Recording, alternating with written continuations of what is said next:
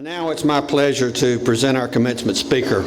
We welcome one of our own, a great advocate for Mississippi, a loyal member of the Ole Miss family, and a wonderful example for all of us of servant leadership.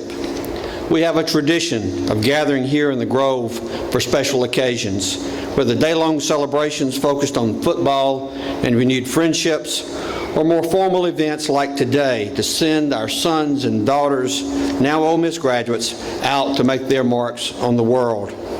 Another long-standing tradition at this university is nurturing and development of leaders. With the skills they learn here, our graduates move on to lead civic organizations, businesses, nonprofits, international corporations, the military, and governmental bodies.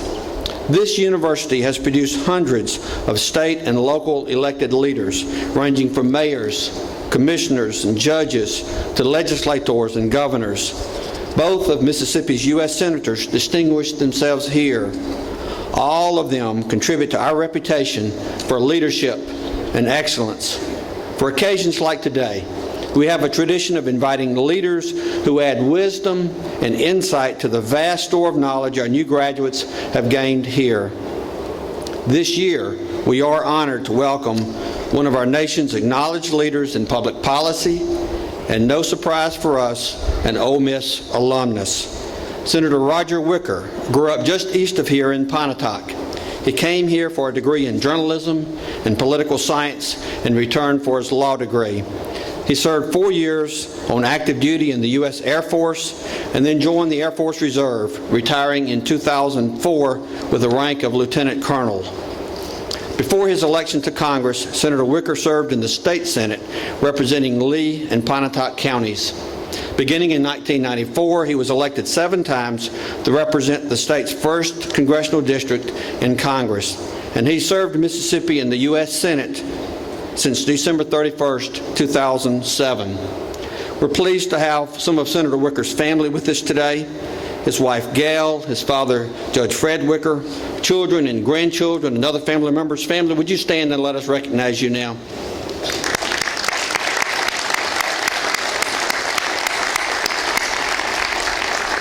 Gail and family, thank you for being here today. There are many life lessons we can learn from Senator Wicker's example, but one in particular is central to the mission of this university: service. Many of you take from here memories of service to people of our state, our nation, to countries many time zones away, and service right here in Oxford, Mississippi. And we need look no further than our guest speaker to see that service to others can continue across the many years ahead of you.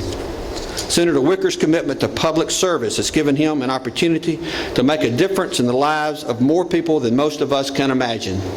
His passion has been directed toward policies that create jobs, a strong national defense, and limited government. Senator Wicker has been a strong advocate for economic development initiatives that strengthen this state's competitiveness in a global marketplace.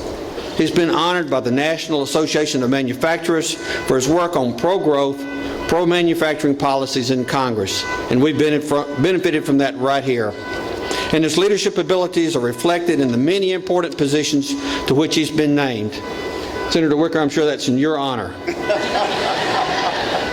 He's been named to these important leadership positions: Deputy Whip, member of the Armed Services Committee, the Banking, Housing, and Urban Affairs Committee, the Commerce, Science, and Transportation Committee, and the Veteran Affairs Committee.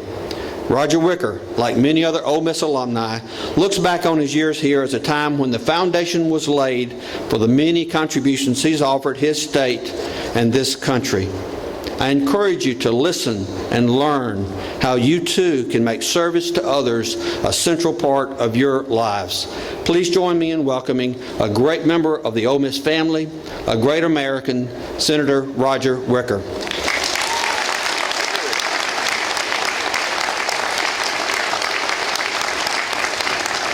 Well, thank you, Chancellor Jones, and to the administration and faculty, thank you for this invitation. This is an incredibly beautiful sight. I hope you can appreciate it from where you're seated today. and it is indeed a high honor for me to be here today. I've been coming to this grove for as long as I can remember. First with my father, a 1948 graduate of the University of Mississippi Law School, who is in attendance today. Later as a student myself, and then as a parent of 2 Ole Miss graduates, and literally thousands of times in between. This university has been an integral part of my life for almost 6 decades. It has always been special to be back, and it is profoundly special today. So if this is a big day for you, and it should be, it is a really big deal for this Pontotoc boy. And of course, knowing the Ole Miss family as I do, I realize I need to say something of importance at this special milestone, and that I need to be quick about it so we can get on with the business at hand. Here's what I hope to impart during this little speech. You're part of a very elite group. You have a lot of people to share the credit with, and we're expecting a lot from you. In fact, we have a lot riding on your success. Today, as college graduates, you join an exclusive group. Only 6.7% of the world's population has earned a college diploma. Even here in the United States, just 1/3 of our population holds a bachelor's degree. Congratulations are in order. You have worked hard and studied hard, and you are entitled to take a bow. I hope you'll all also, those are the parents and family members applauding for your bow. Let's also take a moment to breathe a word of thanks to all the people living and dead who helped you get here, and to acknowledge how lucky we all are. You know, being lucky is nothing to be embarrassed about. Before selecting his generals, Napoleon reportedly inquired, among other things, whether they were lucky. And golfer Gary Player is one of many to have observed, the harder I practice, the luckier I get. So it's okay to be lucky. For those of us fortunate enough to be here in the United States of America, let's go ahead and admit it. We're the luckiest of all. We won the lottery without even having to buy a ticket. And no matter where in the world you're from, someone went to a great deal of effort to get you here. Someone who appreciated your potential and what this country and this university could mean to your future. So we all stand on the shoulders of others. I'm not here today to diminish your hard work in any way or to pour cold water on your achievement. I just hope we'll keep this moment in perspective. Let's avoid the hubris of having been born on third base and thinking we hit a triple. So if being lucky is nothing to be ashamed of, what should our response be to the realization that we are such fortunate sons and daughters? May I suggest first caution, then a sense of history, which leads to a sense of obligation. You know, a lot of people who win the lottery end up going broke. Others are sensible and make good use of their fortunes. This is true of civilizations, and it can be true of a generation.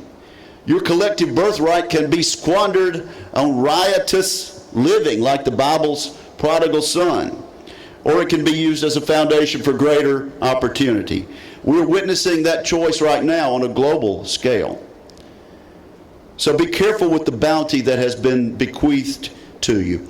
And then let's be thankful for the people 2¼ centuries ago who put this system in place, the founders of this great experiment.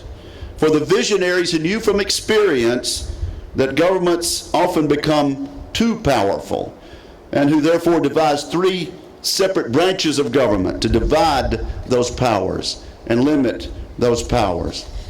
In 1787, after sending the Constitution to the states for ratification, the leaders of our infant nation commissioned the Great Seal of the United States, which remains unchanged today. The Great Seal still appears on the $1 bill. It contains 3 Latin phrases. The first is the most familiar, e pluribus unum, meaning out of many, one nation. We're still working to make that a complete reality. The second phrase, annuit septus, meaning God has favored our undertakings. There's just no getting around the founders' reliance on God. The final Latin phrase is perhaps the most striking because of its audacity. Novus Ordo Seclorum, or the new order of the age. Just think about it. Leaders of the only popularly elected government on the planet at that moment, representing barely 2.5 million souls along the eastern seaboard of North America, somehow knew that their concept of government and freedom would catch on, and that would in fact become the new order for everyone. And you know what? They were right. Now it's up to you to keep that new order going, but how? Our remarkable neighbor from Tuscumbia, Alabama, the late Helen Keller, once said, "The world is moved along not only by the mighty shoves of its heroes, but also by the aggregate of the tiny pushes of each honest worker." I have no doubt we have some future heroes in our midst this morning. Some of you will start Fortune 500 companies. We have experience with that among our alumni. Someone in this outstanding collection may win another Super Bowl or two.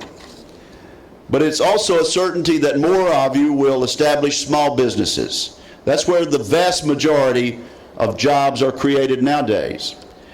And your athletic prowess, though it be good, is much more likely to be expressed coaching Little League. Tiny pushes. Ole Miss needs best-selling authors. They make large donations and get things named after them. But we also need people to read to a child. And if you can't be a world-famous preacher, you can teach Sunday school. If your concerts don't sell out a stadium, there's always community theater. We expect scientific discoveries and inventions from some of you, but we will also need judges for the science fair. The contributions you make as a citizen, parent, neighbor, and friend will reflect on Ole Miss, and you will be a part of an inspiring tradition, like the Ole Miss graduate who dedicates his time at Stewpot Community Services in Jackson, or the successful businessman who volunteered to be a coach in inner city Memphis because he saw champions in players who had always been known as underdogs. There's the recent Ole Miss graduate who is today using her education in a small Costa Rican village as a member of the Peace Corps, and the Army captain who served in Afghanistan and wrote a children's book about the first African American graduate of West Point. The ways in which Ole Miss and Ole Miss's family has already worked to make this campus, state, and nation, and our planet better are diverse and far-reaching, from big ideas to astounding contributions, simply to dedicating time and energy to an important cause. Each tiny push is moving us forward. One of my favorite movies came out well before most of you were born. It's called A Man for All Seasons and was based on a play about the last days of Sir Thomas More, the Lord Chancellor of England, who stood up to King Henry VIII on a matter of conscience and lost his life as a result. In one scene, the overly ambitious Richard Rich asks Thomas More for help in obtaining a position of importance. Sir Thomas suggests, "Why not be a teacher? You'd be a fine teacher, perhaps even a great teacher." Richard responds, "And if I was, who would know?" Sir Thomas More then answers, "You, your pupils, your friends, God. Not a bad public that. Oh, and a quiet life." I relate this story not just to express my appreciation for our teachers, and not to urge all of you to be teachers, although some of you will, in fact, be great teachers. I tell you this story to make this emphatic point. Your measure of success in life is not in the recognition you may receive from others. Much of what you accomplish of real importance during the rest of your days is likely to go unnoticed. Take satisfaction in the fact that you've done your part and done your best, even in a small way, and let that be your reward. As author Charles Whelan recently wrote in the Wall Street Journal, the less you think about being great, the more likely it is to happen. And if it doesn't, there's absolutely nothing wrong with being solid.